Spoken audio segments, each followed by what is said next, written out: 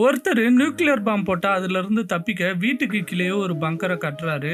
அவரும் அவர் ஒய்ஃபும் பங்கர் உள்ள வந்து பாக்குறாங்க.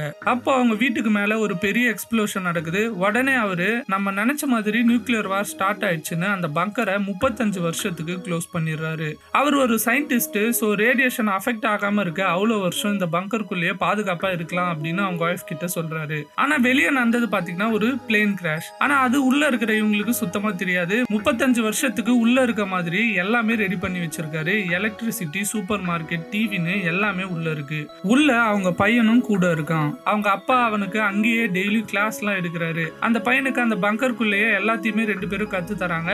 அந்த சின்ன பையனுக்கு 18 வயசு ஆகுது. அப்போ அவங்க அப்பா சேர்த்து வச்சிருந்த ஓல்டு பேஸ்பால் கார்ட்ஸ் எல்லாம் அவனுக்கு கிஃப்டா கொடுக்குறாரு. இவங்களுக்கும் வயசு ஏறிட்டே போயிட்டே இருக்கு. ஒரு நாள் அந்த பங்கர் டோர் கிட்ட பயங்கரமா சத்தம் கேக்குது. ஆட்டோமேட்டிக்கா அந்த டோர் ஓபன் ஆயிடுது. உடனே இவங்களுக்கு எல்லாம் ரொம்ப சந்தோஷம். ரொம்ப வருஷம் கழிச்சு வெளியே போக போறோன்னு ஃபர்ஸ்ட் அந்த சயின்டிஸ்ட் வெளில போய் பாக்குறாரு. அவர் வீடு இருந்த இடத்துல இப்போ ஒரு ரோடு இருக்கு. சாப்பாட்டுக்காக ஒரு சில மக்கள் குப்பை தொட்டியில தேடிட்டு இருக்காங்க.